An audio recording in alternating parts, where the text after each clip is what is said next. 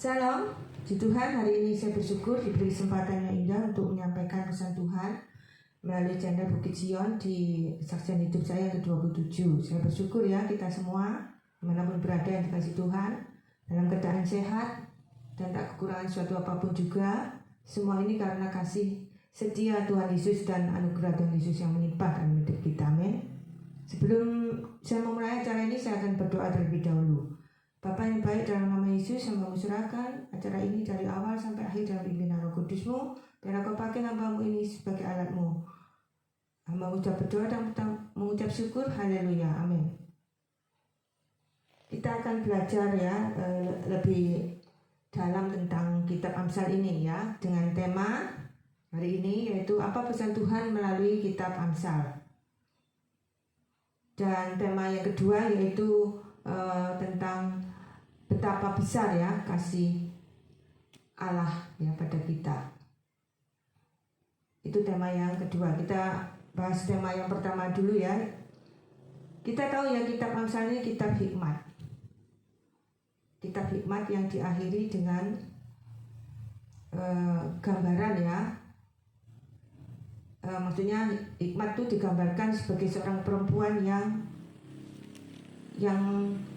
bijaksana ya, perempuan yang penuh hikmat dalam hubungannya dengan suaminya, dengan anak-anaknya ya, dengan orang-orang di sekitarnya.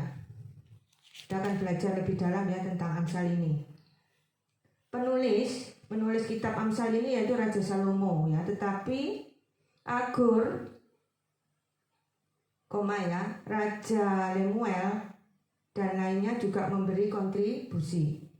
Waktu penulisan antara 1000 dan 700 sebelum Masehi, akan tetapi sebagian besar dari kitab Amsal ini ditulis oleh Salomo pada tahun 931 sebelum Masehi. Kurung ya, kitab ini belum disempurnakan menjadi bentuk seperti saat ini sampai beberapa tahun kemudian. Tentang waktu tidak diketahui, namun terutama selama tahun-tahun masa hidup Salomo. Judul kitab ini adalah bahasa Ibrani, berarti tanda petik ya, Amsal Salomo. Latar belakang, Salomo naik tahta menggantikan Daud ayahnya untuk menjadi raja atas Israel. Setelah memohon hikmat dari Allah, ia begitu diberkati sehingga banyak orang datang dari negeri yang jauh untuk belajar darinya.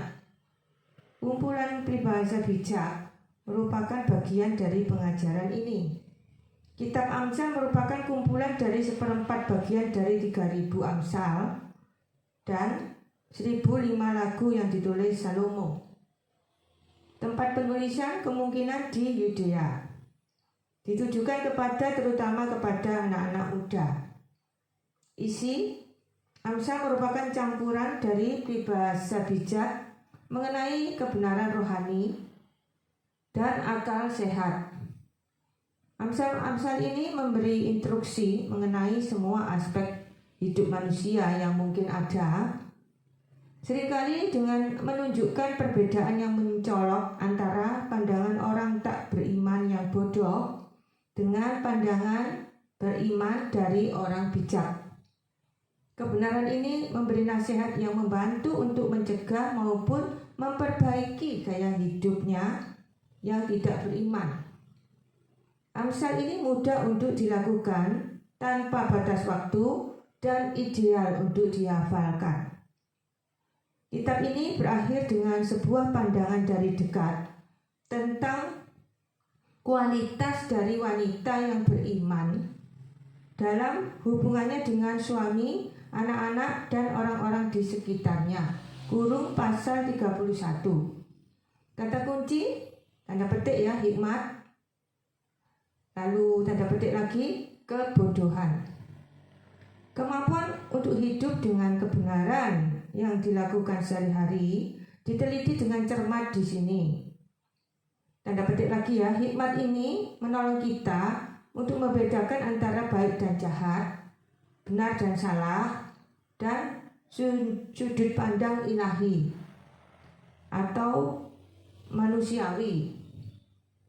Tanda petik ya, permulaan hikmat adalah takut akan Tuhan. Kurung pasal 9 ayat 10. Tetapi, tanda petik lagi ya, perempuan bebal cerewet, tidak berpengalaman ia, dan tidak tahu malu. Kurung pasal 9 ayat 13. Tema, hikmat yang sejati tidak dapat diperoleh di luar Allah. Allah meminta kita menyerahkan bahkan aspek paling tidak penting dari hidup kita ke dalam kekuasaannya sebagai Allah. Saya ulang ya. Allah meminta kita menyerahkan bahkan aspek paling tidak penting dari hidup kita ke dalam kekuasaannya sebagai Allah. Kita seharusnya tidak bersandar pada pengertian kita sendiri, melainkan pada kebenaran yang Allah ajarkan kepada kita. Allah akan memimpin langkah-langkah kita. Orang beriman menjadi sukses dalam hidup karena ketaatan pada firman dan jalan-jalan Allah. Allah ingin kita berbahagia. Allah telah menyediakan kebahagiaan bagi kita jika kita takut, percaya, dan taat kepadanya. Ya, itulah ya penjelasan dari kitab Amsal ini. Selanjutnya ya, tema yang kedua yaitu betapa besar ya kasih Allah kepada kita.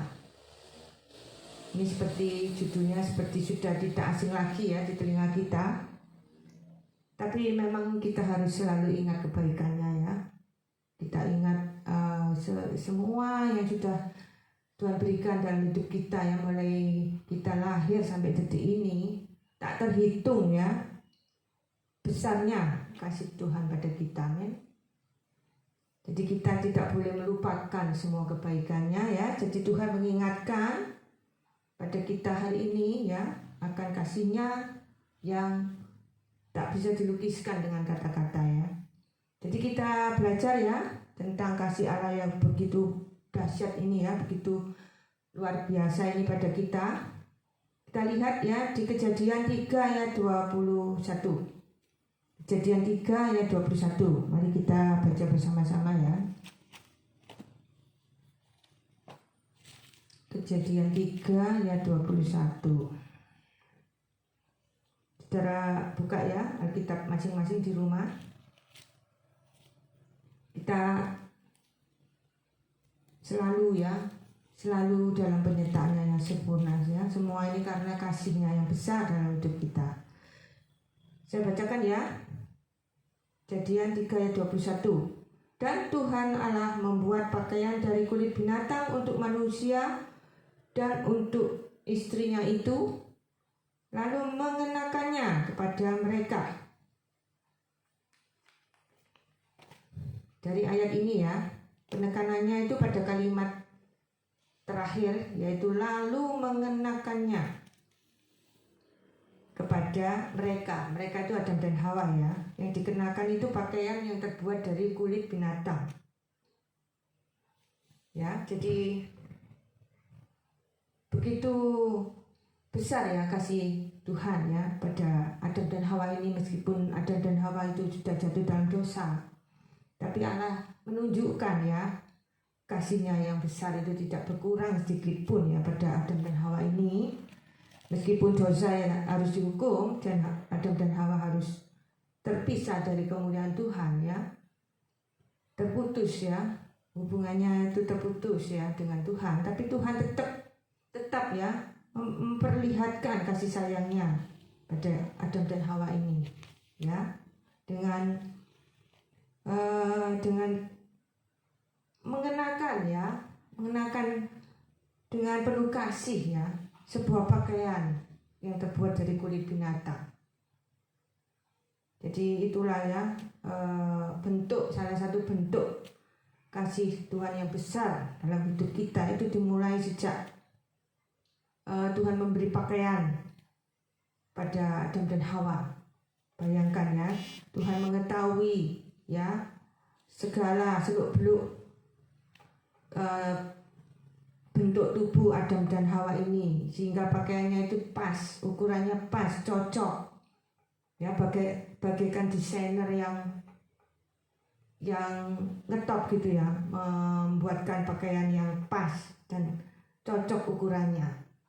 sudah tentu ya cocok ukurannya karena Tuhan yang menciptakan mereka.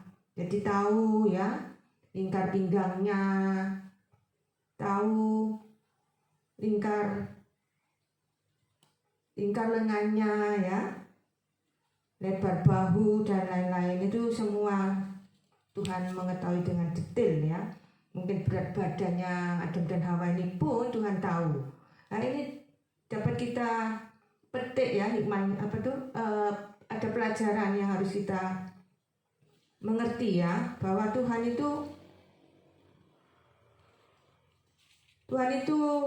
tahu ya segalanya tentang kita karena kita ciptaannya ya. Jadi Tuhan itu paling tahu baik buruknya buat kita. Oleh sebab itu kita harus berserah penuh pada Tuhan ya, dan memohon bimbingan Tuhan. Selanjutnya yaitu buka 1 Korintus 13 ayat 7 sampai 13. Kita buka bersama-sama ya. 1 Korintus 13 ya, ayat 7 sampai 13. Sudah ketemu ya? Saya bacakan ya. Ini perikopnya ini kasih ya. Tapi kita melompat ke ayat 7 sampai 13 dulu ya. Ia menutupi segala sesuatu. Ini kita membahas tentang kasih dulu ya. Apa itu kasih? Ayat 7 ya, saya bacakan. Ia menutupi segala sesuatu, percaya segala sesuatu, mengharapkan segala sesuatu, sabar menanggung segala sesuatu. Ayat 8. Kasih tidak berkesudahan, nubuat akan berakhir, bahasa roh akan berhenti, pengetahuan akan lenyap. Ayat 9. Sebab pengetahuan kita tidak lengkap dan nubuat kita tidak sempurna. Ayat 10. Tetapi jika yang sempurna tiba, maka yang tidak sempurna itu akan lenyap.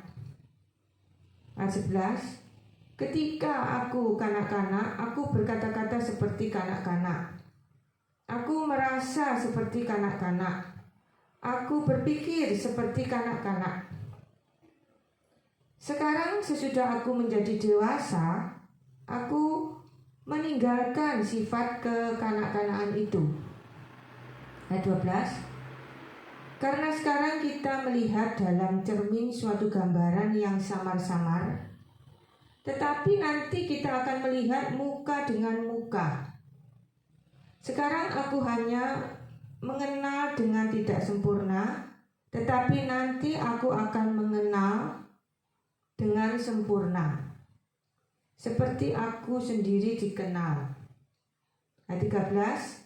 Demikianlah tinggal ketiga hal ini, yaitu iman, pengharapan, dan kasih, dan yang paling besar di antaranya ialah kasih. Amin.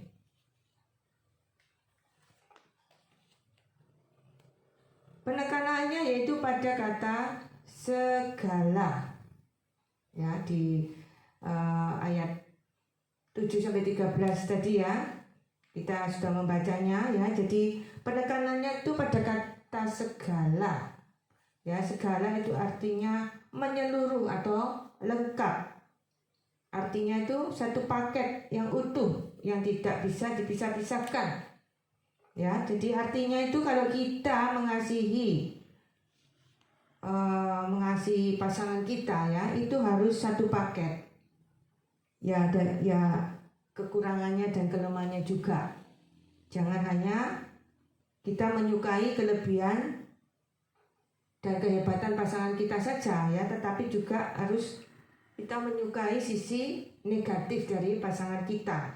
Karena pasangan kita itu manusia ya, yang punya kelebihan dan kekurangan. Jadi kita harus bisa menerima pasangan kita itu apa adanya. Ya kelebihan, ya kekurangan atau kelemahannya. Jadi jangan hanya menerima yang baik-baik saja, ya, yang indah-indah saja, yang manis-manis saja dari pasangan kita, itu tidak bisa, ya. Kita harus menerima semuanya satu paket, ya. Jadi itulah kasih. Jadi kasih itu all in one. Jadi semuanya itu harus kita terima dari pasangan kita, satu paket, ya. Jadi kita harus bisa menerima pasangan kita, ya, dengan segala kekurangannya. Ya, yang namanya kasih itu menerima pasangan kita apa adanya, ya. Tidak boleh hanya menerima yang manis-manis saja dari pasangan kita, ya, yang indah-indah saja dari pasangan kita, ya, yang tidak ada rasa sakit dalam keluarga, ya, yang enak-enak saja, yang baik-baik saja, ya. Jadi tidak bisa memilih-milih seperti di puja-sera atau acara makan-makan yang model prasmanan, ya. Kita hanya memilih yang kita suka, kita ambil, kita makan, yang tidak suka kita tinggalkan. Tidak bisa seperti itu. Jadi kasih itu menerima segala kekurangan pasangan kita, ya, satu paket yang utuh.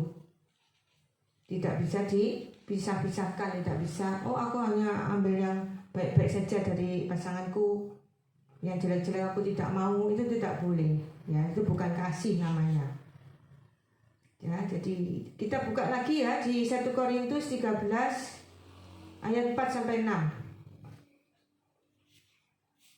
Sudah ketemu, ya? Saya bacakan, ya. Kasih itu sabar, kasih itu murah hati, ia tidak cemburu, ia tidak memegalkan diri dan tidak sombong. Ayat 5, ia tidak melakukan yang tidak sopan dan tidak mencari keuntungan diri sendiri. Ia tidak pemarah dan tidak menyimpan kesalahan orang lain. Ayat 6, ia tidak bersukacita karena ketidakadilan tetapi karena kebenaran.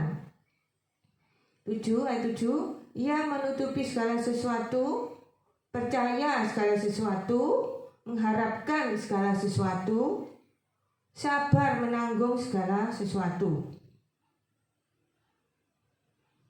Ya, kasih tidak berkesudahan. Ini saya lanjutkan, ya, ke ayat 7 dan ayat 8 lagi, ya. Jadi jelas, ya, di sini. Ayat 8 saya ulang, ya. Kasih tidak berkesudahan, ayat 8a saja, ya. Jadi itu penjelasan tentang kasih yang disampaikan oleh Rasul Paulus. Jelas sekali, ya. Kasih itu seperti itu. Jadi sudahkah kita, ya, memiliki kasih? Sudahkah kita mempraktekkannya dalam kehidupan sehari-hari? Hanya kita yang tahu, ya. Di ayat ini, ya, 1 Korintus 13 ayat 4-6 tadi, sampai 8a tadi, ya. Rasul Paulus memberi daftar atau list tentang kasih. Sudah jelas, ya. Ya, daftarnya tentang kasih, ya, seperti itu, ya. Kita sudah sering mendengar, ya, ayat ini sejak kita masih sekolah minggu bahkan, ya. Tapi Tuhan tidak jemu-jemu mengingatkan kita berulang kali, ya, akan pentingnya kita memiliki kasih agape, ya, dalam kehidupan kita sehari-hari, dan mempraktekkan, ya, kasih agape tersebut dalam kehidupan kita sehari-hari. Dalam ayat ini ada kalimat bersukacita karena kebenaran, ya, yang ayat itu tadi loh, yang ayat 6. Saya bacakan lagi, ya. Ia tidak bersukacita karena ketidakadilan tetapi karena kebenaran. Ya, jadi kita itu jangan bersukacita karena ketidakadilan, tapi kita harus bersukacita karena kebenaran. Artinya itu ada keterbukaan, ya, ada kejujuran. Itu arti kebenaran. Coba renungkan sejenak ya, apa bedanya ya? Apa bedanya kita mencintai pasangan kita dengan kasih yang murni ya, cinta yang murni, dengan kita mencintai diri sendiri dengan memanfaatkan pasangan kita. Sekali lagi ya, saya ulang ya, coba renungkan sejenak ya, apa perbedaan antara kita mencintai pasangan kita ya dengan cinta yang murni, cinta yang sejati, dengan kita mencintai diri kita sendiri dengan memanfaatkan pasangan kita. Ya, ini jelas jauh berbeda ya. Jadi kasih itu harus rela berkorban ya. Jadi kasih itu mengutamakan kepentingan orang lain, yaitu kepentingan pasangan kita. Kalau kita sering menuntut ya, dan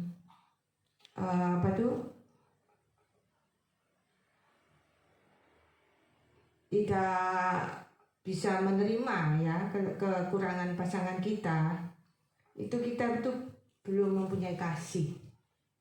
Ya, jadi kasih itu mengutamakan orang lain, ya terutama mengutamakan pasangan kita.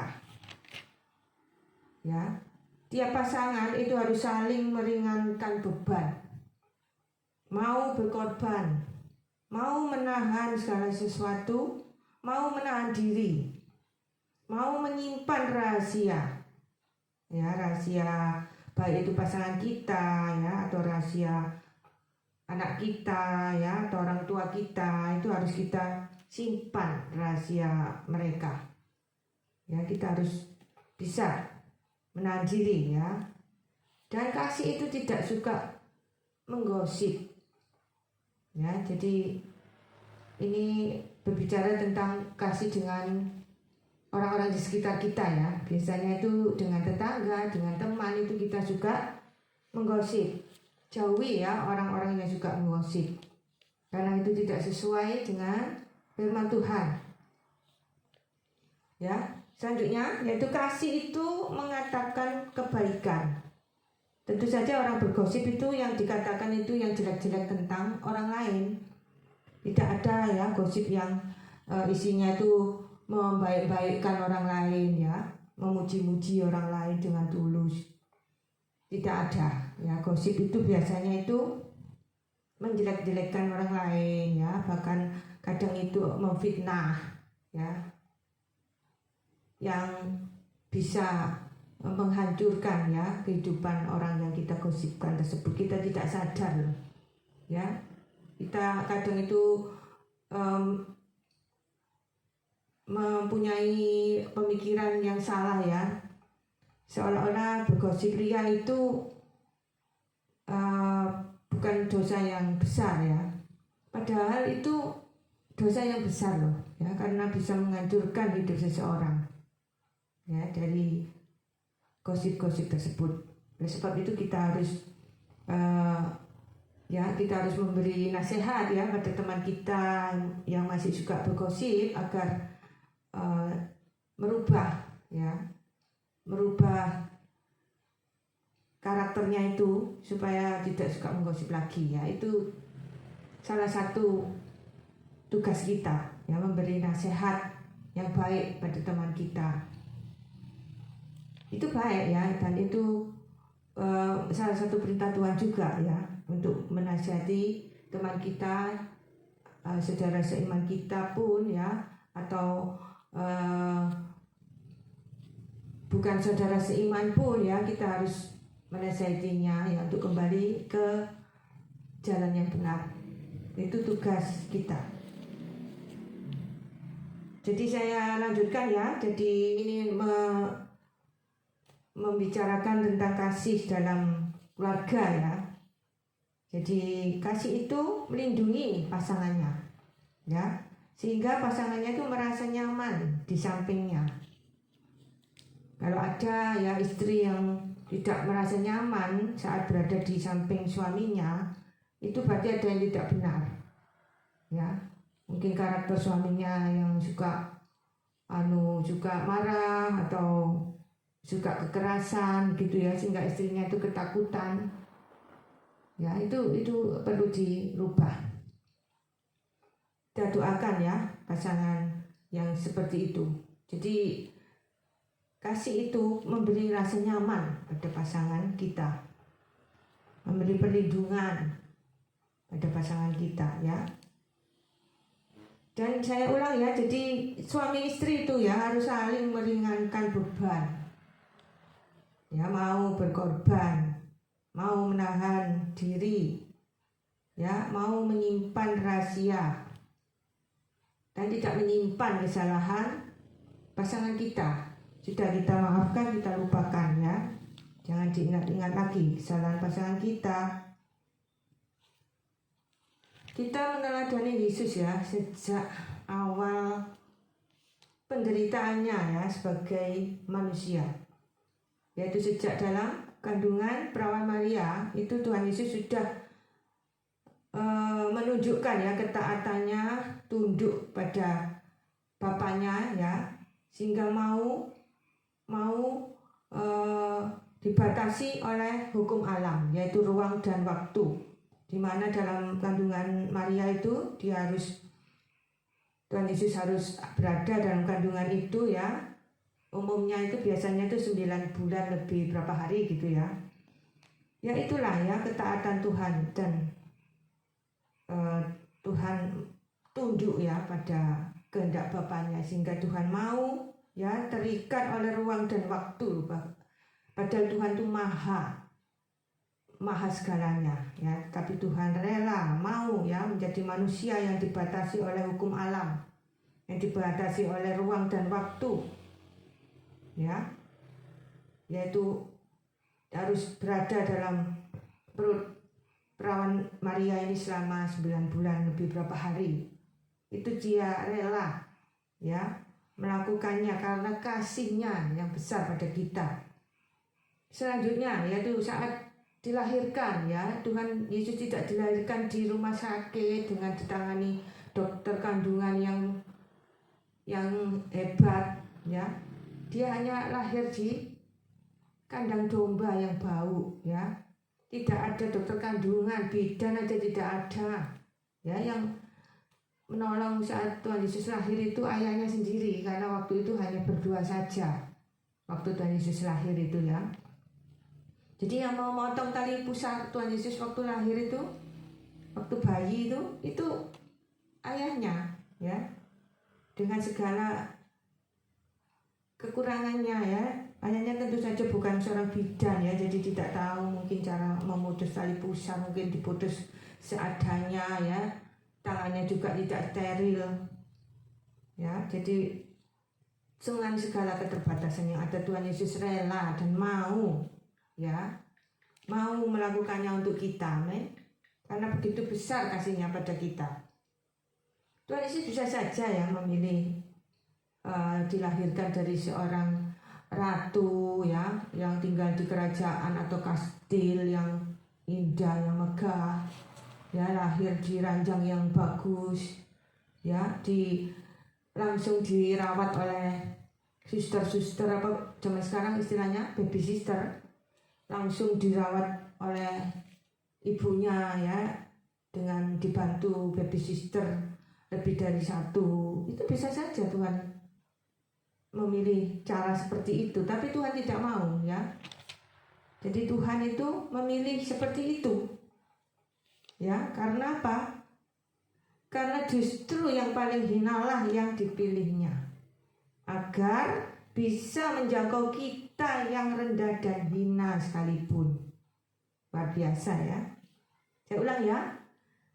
Kenapa Tuhan tidak memilih lahir di kerajaan atau di rumah orang kaya ya, atau lahir dengan ditangani dokter kandungan yang ngetop, tapi dia memilih dengan cara seperti itu ya? Karena justru ya yang paling hinalah yang dipilihnya, agar bisa menjangkau kita yang rendah dan hina sekalipun. Amin. Ya itulah ya kasih Tuhan yang teramat sangat besar bagi kita, harus kita syukuri ya. Ya itulah pesan Tuhan hari ini. Saya akhiri ya acara ini. Terima kasih sudah menyaksikan acara ini dari awal sampai akhir. Tuhan memberkati kita semua. Sampai ketemu di acara selanjutnya. Salam.